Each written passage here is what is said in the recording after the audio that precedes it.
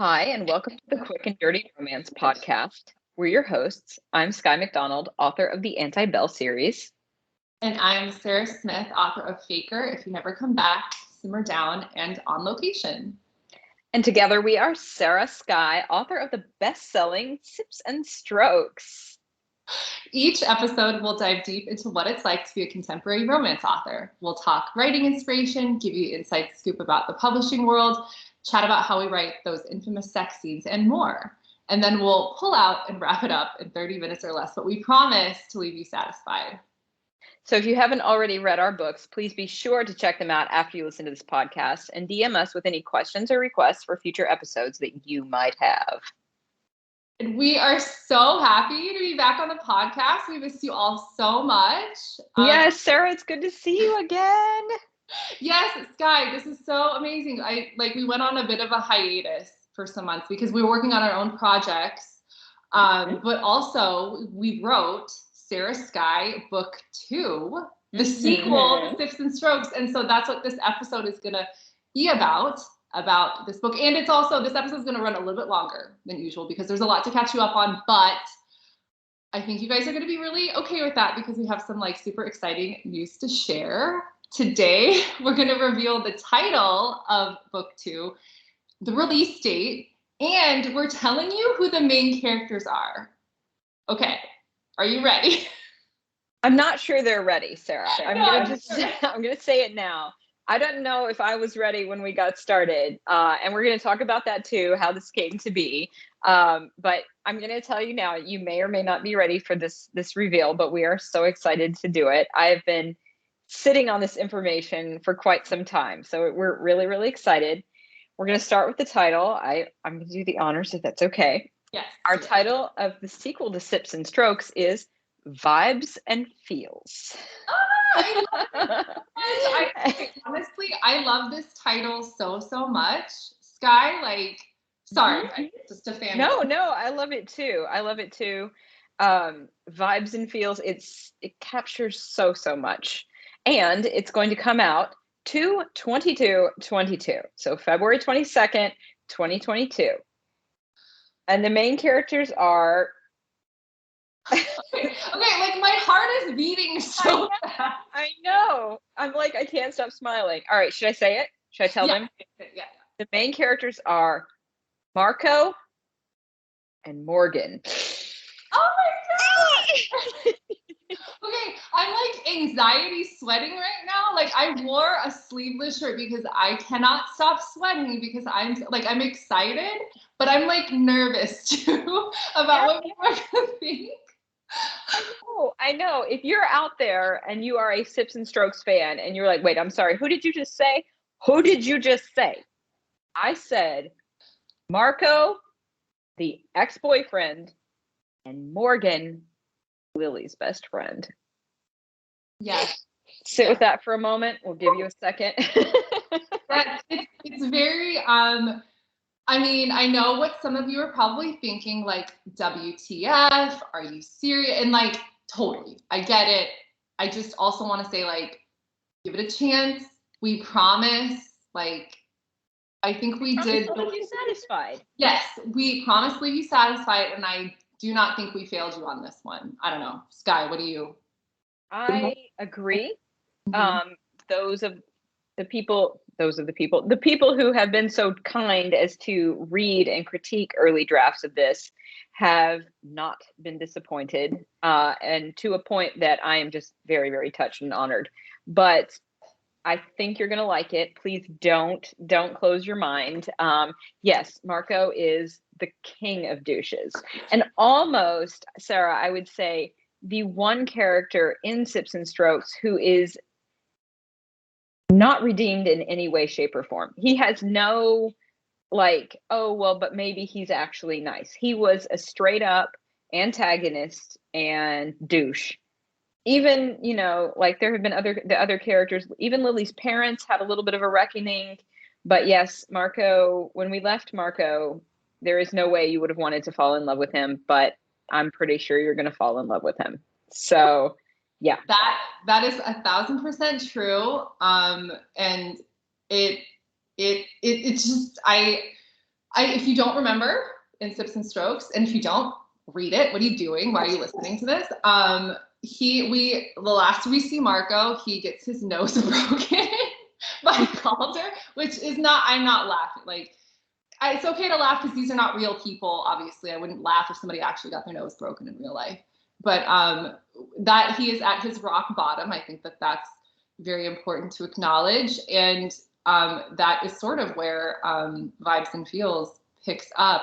But I don't. Do you want to talk about, Skye, like how we came up with this idea? Because of course, this is a very out of control idea, but like, you know. No, I want you to talk about it because this is all your fault.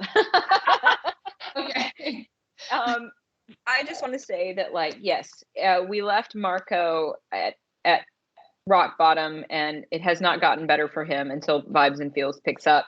But I also want to just say that Morgan is Lily's best friend, who is off screen, if you will, for most of Sips and Strokes. She does not appear very much at all, although she does appear in the epilogue. And again, if you haven't read Sips and Strokes, I'm sorry for the spoilers, but like, go read it. But yeah, so the whole setup here, I know that many of you are thinking, how dare she? How could you with he? So this all came about thanks to, well, I mean, it's a total collaboration, but I'm going to go ahead and set this up and let you take it from here, because you were the one who was like, okay, so I have an idea and you're going to hate it. And I was like, okay. And so from there, Vibes and Feels was born, and I did not hate it. But Sarah, tell me more. Okay, yes. And actually, if you guys follow us on Instagram at author Sarah Skye, you will know this will sound familiar because I posted a screenshot of this email that I sent to Skye explaining this idea because it was such like a weird moment and we thought it would be fun to tease it. So yeah, anyway, what happened was I think it was Easter weekend earlier this year, and we were kicking around the idea of doing another book together, and we just weren't sure what we're gonna do. And I was working out, and the idea just like popped in my head. And I think it's because of like my love for enemies to lovers trope. I love that trope, but I've never done this specific kind where it's like the ex and the best friend. Like there's a lot of betrayal and hurt feelings that come into play with this trope if you attempt it.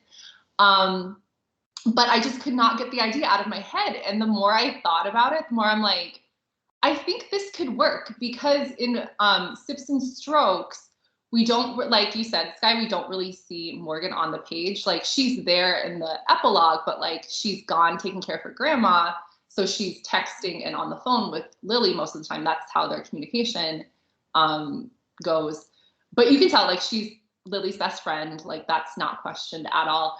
But like, I don't know, just something about that.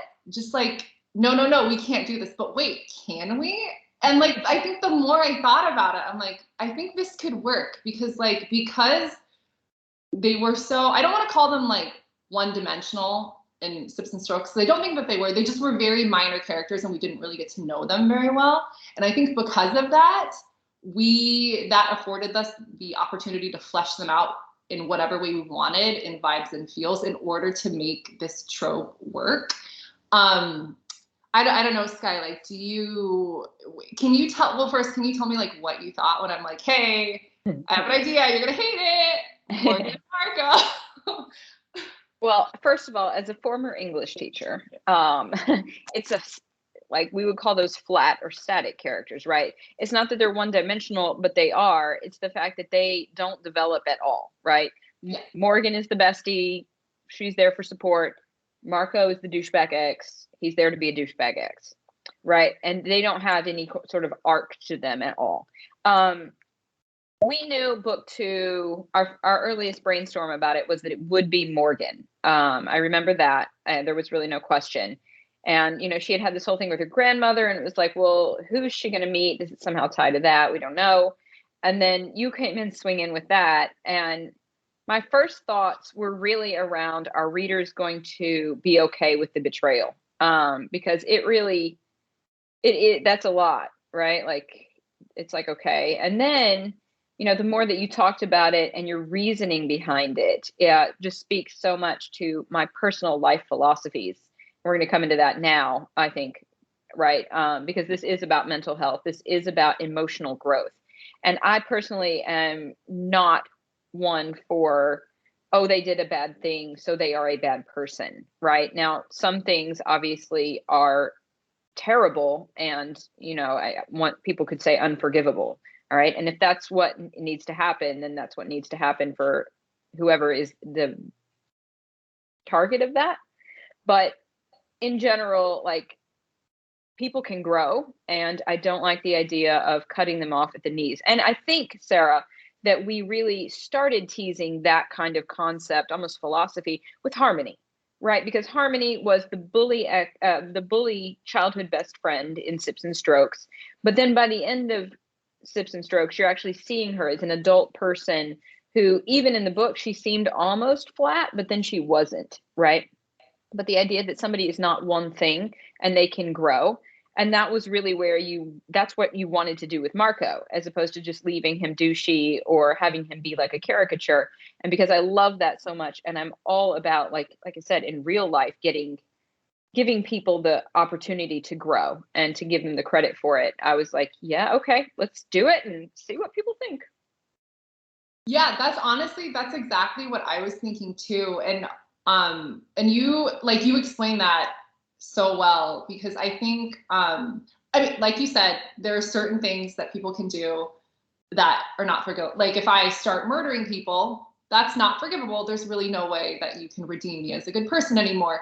But I think, I mean, all of us have done bad things. I mean, at least everybody I know, I think that's just part of being human. Like you hurt people's feelings, you disregard other people's thought, like maybe you even mistreat people. I mean, I feel like as bad as that is, that does happen. And I think all of us can go back to a time, not saying that like, we were all as bad as Marco, but I bet there are some of us who were pretty terrible back in the day or whatever.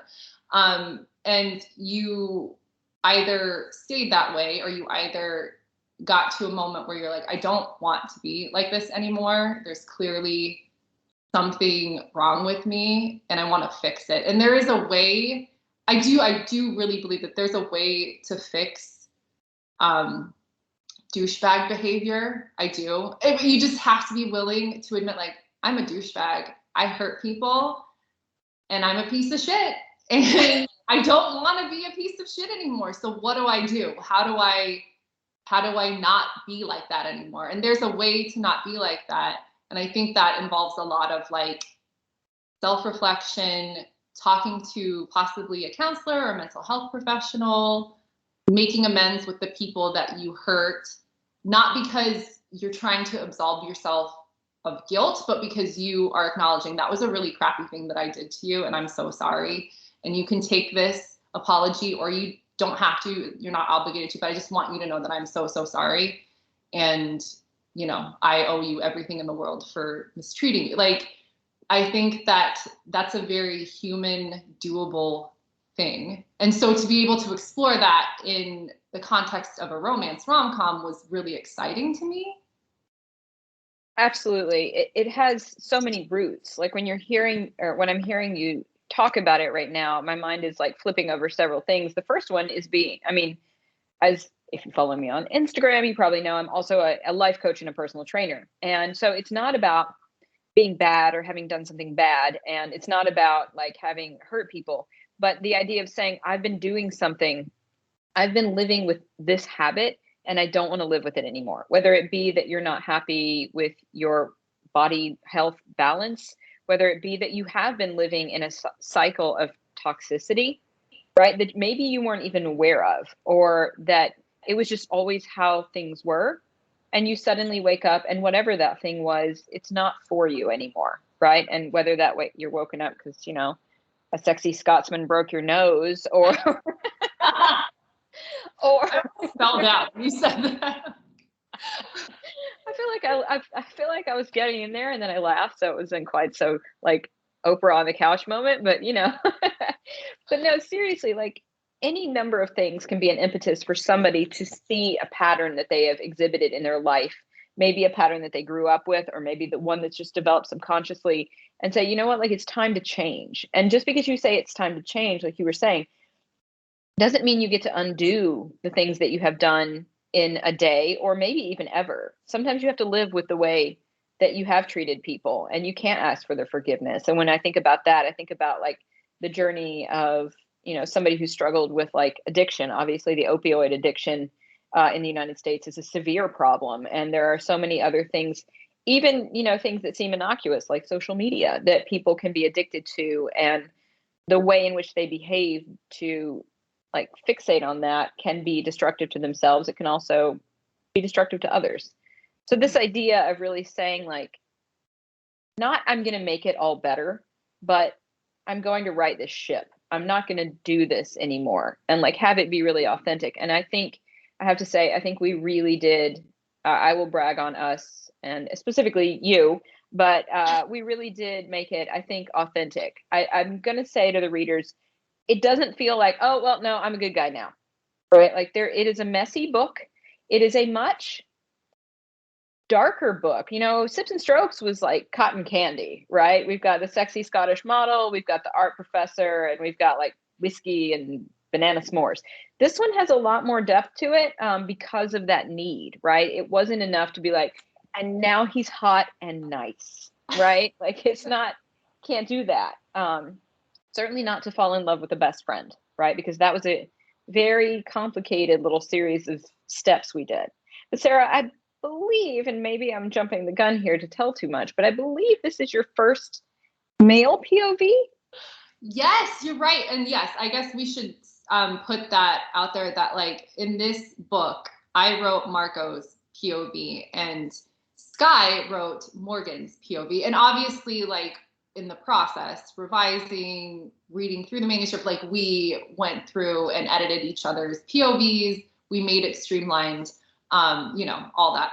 But yes, this is the first time I've ever written a romance hero, his point of view, and it was really fun. But it was also like challenging too, because like I found myself thinking in a lot of places like, okay, this is Marco, what would he do? And even like I'm not like, I would like to think I am not relatable to him in any way. Like I am not like, I did not like try to cheat on my fiance when we got married, my ex, and then cornered her and propositioned her. Like I did not, I want to clarify, I did not do any of that. This is all made up. These are not real people. Nobody has done this. But yeah, so I think when I was trying to approach like, okay, so how do we redeem the villain? Because you're right, Skye, like Sips and Strokes was awesome. It was fluffy and sexy and hot and so fun. And I think this book is too, obviously. Yes. It has all the sweetness and the sexiness that our first book has, but it has a lot of depth and emotional exploration that I think is a little bit deeper than it was in Sips and Strokes. Mm-hmm. And I think, so at least for me, I think we had to like involve Marco's background, like with his family, how he grew up. And I like, obviously we don't want to give anything away because like, we want you guys to read the book when it comes out because it's so special to us. And I think we did an amazing job writing this book, honestly. But we do want to give context. Like he comes from a really rough background. He comes from a very, very toxic family, very toxic, like toxic masculinity is definitely an issue that he has dealt with. He's also experiencing a lot of, or certain mental health issues that he seeks out the help of a therapist for. And I think exploring mental health in that aspect is really important because I don't think we really see that in a lot of, cute rom-com, sexy romance. And that's okay, not saying that you have to, but like, I think in order to redeem him, we had to like kind of tear him down and really show like the ugliness of what he's been through. And again, not that that's an excuse, like, just because you have a crappy upbringing or like your parents were this or that, or you went through this hardship, that doesn't give you the right to grow up and treat people poorly. Obviously, I don't want that to be the message. But I think if you can nail down like why a person is the way that they are, it can explain, you know, their behavior and why they choose to treat people a certain way. And if you can nail down the origin of that, I think you can fix it if you're willing to do the work. I don't know. And again, I'm being a little bit vague because I don't want to give anything away, but I do want to explain, like you said, Skye, this isn't just like, okay, I'm so sorry. Also, I'm really hot now and I'm nice. Like it's not that. Marco doesn't do that. Like he goes through like I think he gets the shit kicked out of him in more ways than one. Like not just Calder breaking his nose in book one. Like he has been through a lot and totally deserves it because he was a dick. But when you see what he goes through, I think you sort of empathize where like, oh, that's why, because he's been through this. His parents are psychos. His brother is a jerk. Like he has no like affection in his, like his parents and his family, you know what I mean? Like, right. But now we've created other static characters. So we're probably going to end up writing their stories too right now. No, I'm kidding. Hold on. No, but it was very cool. I was very excited to have you write the guy, like you were saying. Yes, of course. And you know, we've done interviews on this and probably a podcast on how we did our writing, because I think that's one of the biggest questions we got with Sips and Strokes was like, how on earth did you co-write a book? But yeah, each of us takes a character, but then the like overlap of editing, suggesting, tweaking is, you know, free. Like Sarah, I think neither of us has much of an ego about that. It's like, no, let's make it better. But I was very excited because, you know, I did have so much fun writing Calder. Like he may be one of my favorite characters to have ever written just because he was so fun. But to watch you like bring Marco up off the page from just like absolutely detestable was super, super fun. And it made writing Morgan very easy. Because she was another one that like we just didn't really know who she was. So I had to kind of meet her.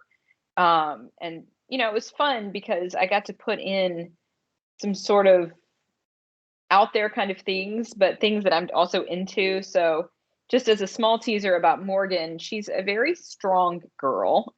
She's gone through a lot and feels like she has to be very independent.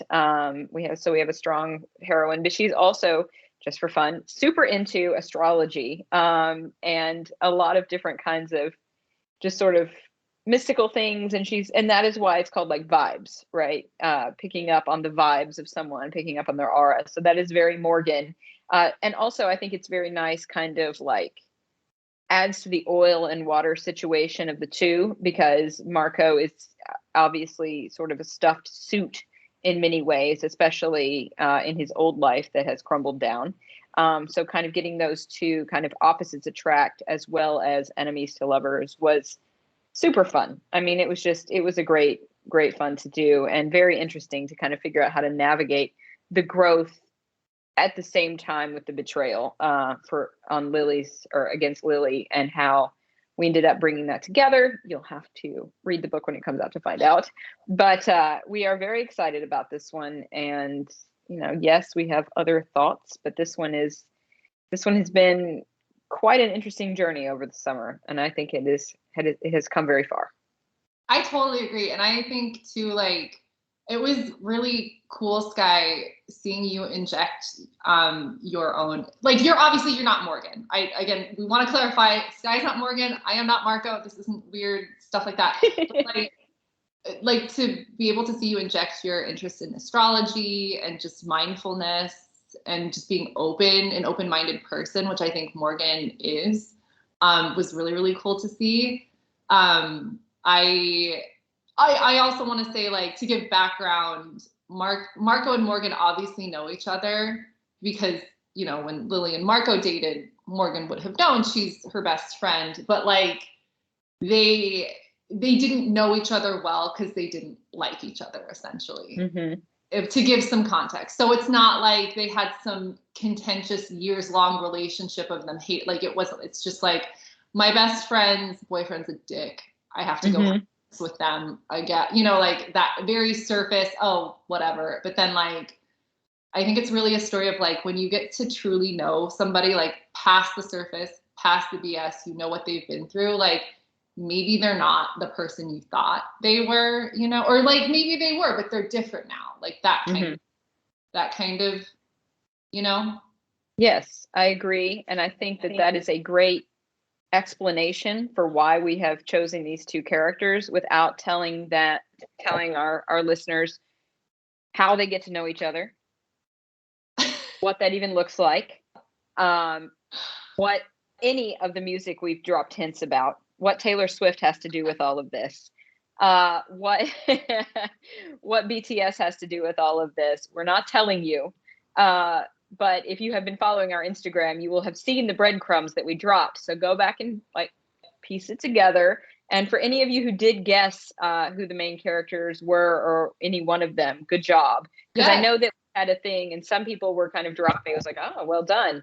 But I don't know that anybody guessed the actual pairing. But if you did, please shout us out and correct me, because if you did, I'm super impressed.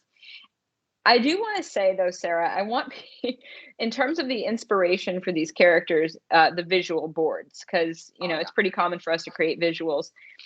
If you are not now following Marco Andre da Silva on Instagram or TikTok, you may want to just go ahead and slide on in, because that is that is the visual inspo in his name is also Marco. But when you see it, you're going to be like, okay.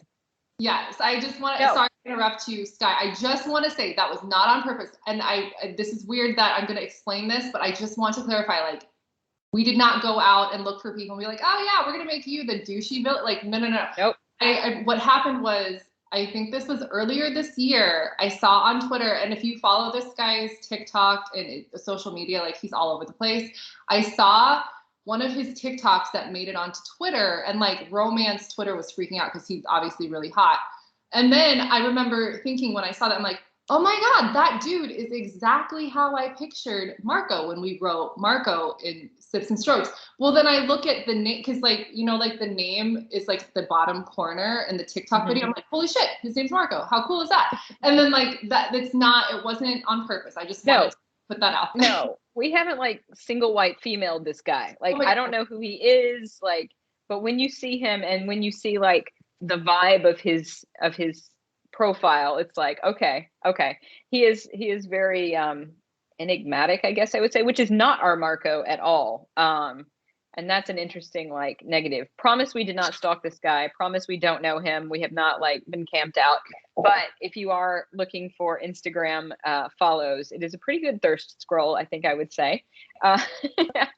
Lots of fun. And, you know, it's also funny that you say that, because I think we have somebody else on Instagram who is like a brand ambassador for a whiskey, who has been following us, and like we've been having some dialogue with them too. So I really love the fact that we have these two out of nowhere, like random, like the Marco guy doesn't talk to us at all, but like I love the fact that we have like a brand ambassador for a whiskey as part of like our sort of Instagram group, and then we have this guy who happened to be named Marco. Just totally, like, it's fantastic. Clearly we're doing something right. The universe has aligned to bring these books into the world. But no, right?